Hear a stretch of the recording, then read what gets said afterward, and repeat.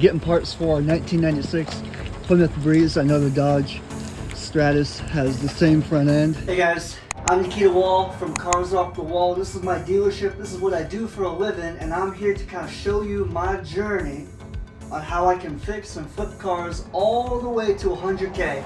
Let's get started.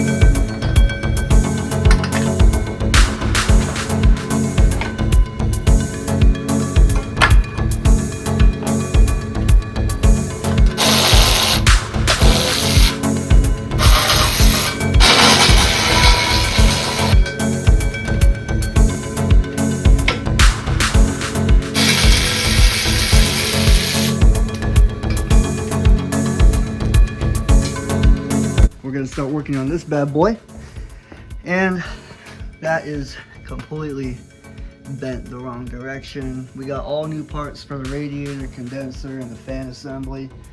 Even that is bent a little bit, as you can see. Let me show you what it's like when I put the bumper on. Boom. So the bolt holes you can see are right there. That has to line up at an angle with the bumper here, and that really has to line up a lot more. Already. So after about, I don't know, a good hour of work, I got the bumper. We obviously had to drill a new place for holes. So the frame is straight here. The frame is much straighter here. The bumper just has to bolt on, and it did. See? Nothing is gonna make this bumper fall off. See, I'm on the car. It's solid. Nothing's gonna happen. So let's look at the car here. As you can see, super dirty door jambs. We're gonna be detailing the car right now. Up in the front, you can see dirt everywhere. Dashes needs a good wiping. Trash everywhere. Rubber duckies. That's kind of weird. Looks like they worked on the field a lot, you know? Okay.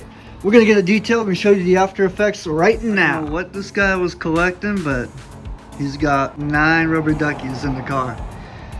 I think my favorite is probably this one, the white one. I think that's cool. The blue one's kind of interesting. That one's cool. That one's pretty cool. That's more like me, construction worker. Alrighty, let's get back to work. Yeah. What the heck? You think I'm gonna be right now? You think I'm gonna be right now? Yes. Alright, as you can see, I'm tired because my wife and I just spent a quick hour, cleaning this car. Take a look at this right here. Door jambs, clean. Inside of the car, no garbage. Carpets weren't even that dirty, so we got those done. Now let's walk over here, and you can see that we did all of the work along here, the garbage, the dash, everything's wiped, and it smells really good. Do you want to know why it smells really good?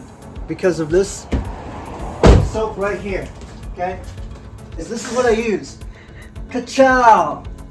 Bingo bango, bongo. I'll see you later.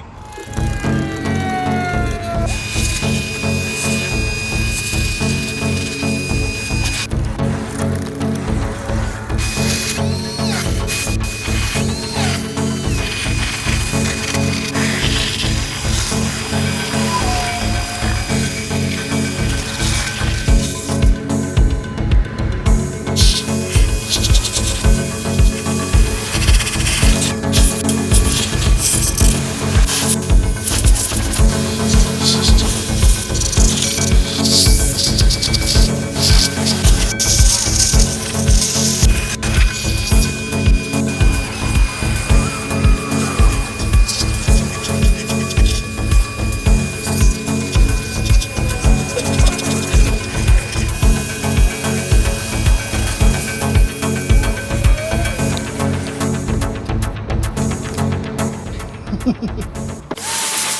gonna take the radiator out, fan assembly, and condenser, and match the parts and see if everything's matching correctly. If not, I'm gonna throw a fit, honestly. Here we go, let's get to work. And condenser. New condenser, old condenser. Not much in the radiators. No can do on this one. And that is definitely shredded. The radiator, we've got one tube, another tube, top tube, bottom tube. It looks to be the right fan. The connectors are the same.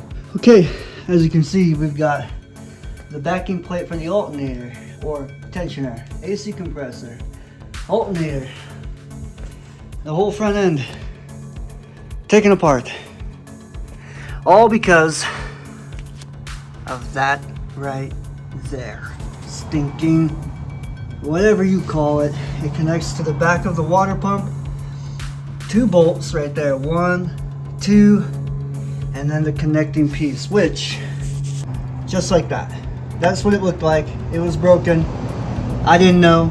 Right as I was putting the radiator and fan in, I noticed the crack right here. So we gotta replace that, and I think it just pulls out. So wish me luck. Okay, as you can see, there's our damage right there. The water inlet pipe connects to there, and that tube, and then the lower radiator tube that would go down here somewhere. So I haven't seen any further damage. We're gonna put everything back together and see how it runs. Looks like that new water inlet pipe was a success. All the bolt holes match. The tube matches, the inlet tube matches with the seal, and that's for the lower radiator hose. Little update for you. We got the AC compressor, the alternator back on. Obviously the water inlet pipe has been on. We got a couple brackets and whatnot, backing plates, alternator backing plate on. We got the belt on, and we configured it exactly like the diagram shows here. So I think now we're going to just put in the sensors and AC lines, and we're gonna be right back where we were. Don't forget, we gotta plastic weld that back together, so I won't forget about that. Boom, baby, we got everything put back together, kinda. We're almost there. Can't wait to put some coolant in it and start it up. Okay, we're getting there. We got most of the bumper and the radiator, everything on. Let's go put on the core support over there so we can lock in the radiator and bumper and everything together, and then we'll change out the hood, and hopefully the car should be finished. This one.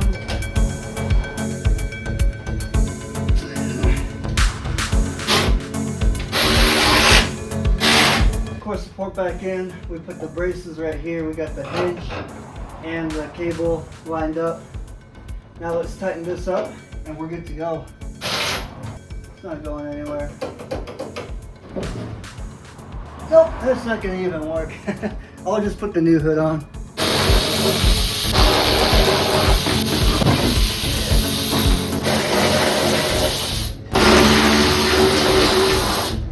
Good, good.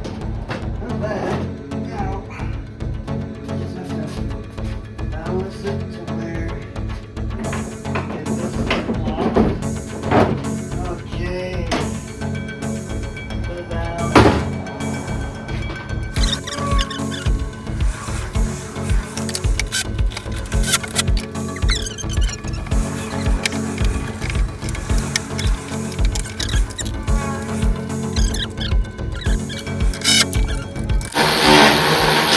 Okay, it is on. It's not gonna close, I know it. Just asking for. Oh my god. Oh god. It's the bracket. I know it is. Look how bent that is.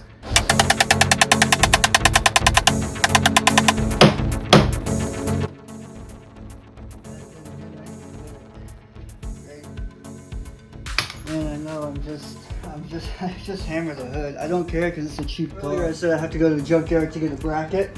Well, I just pounded it with a hammer, comp, and it lined up pretty good. Come over here and take a look. The gap is about a finger width all the way down. It's a little low here, but that's okay. And if you come over to this side, the gap is pretty dang perfect all the way through. So I'm pretty happy with it. Same color. It'll be a cheap car, so this worked out. Let's go put the bumper on.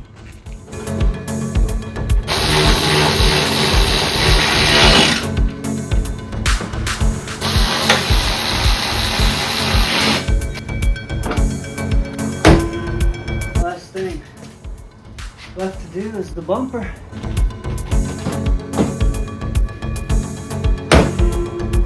Not bad at all. Anyone want some Mountain Dew? We're gonna put some coolant in here and we're gonna start the car up and see if it'll overheat. Let's do a little water first.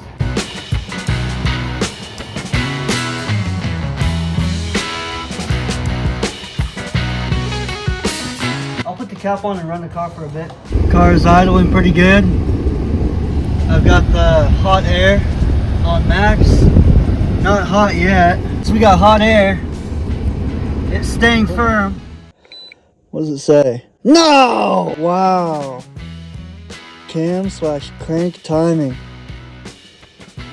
This fault may pose damage to components and should be repaired as soon as possible. Alrighty. Well, there you have it on a 1996. We had just replaced the radiator, the whole front end, and we got a check engine light. Nice, all right. Can you guys hear that knocking? It's not an engine knock, but can you hear that knocking?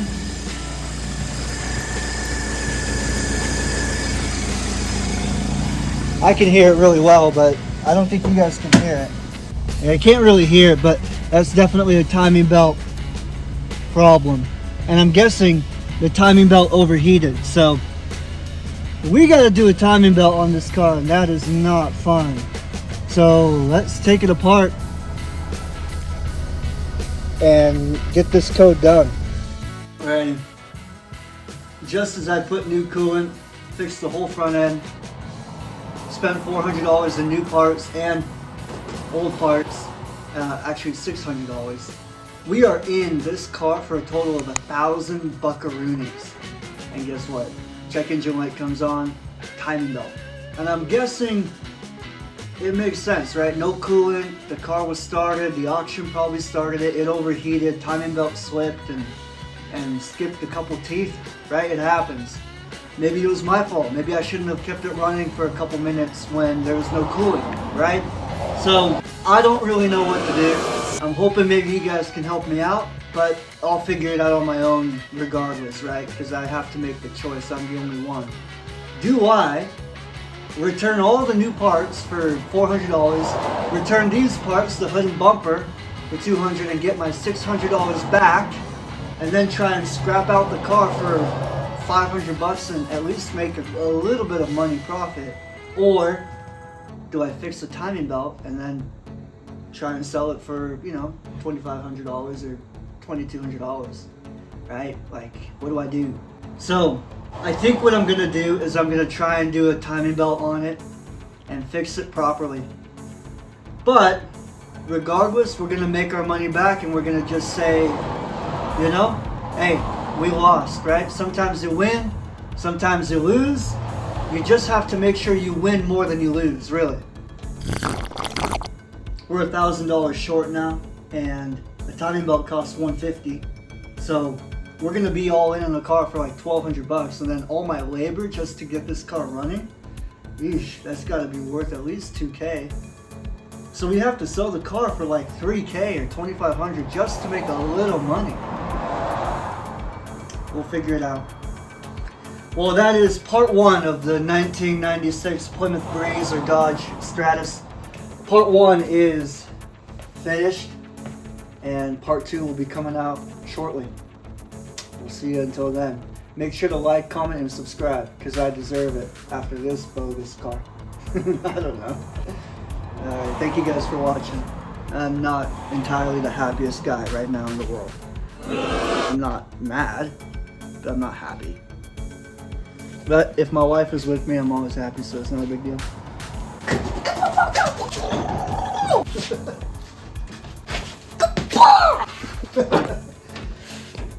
Ugh, look how dirty you got. Huh? Alright, thanks for watching.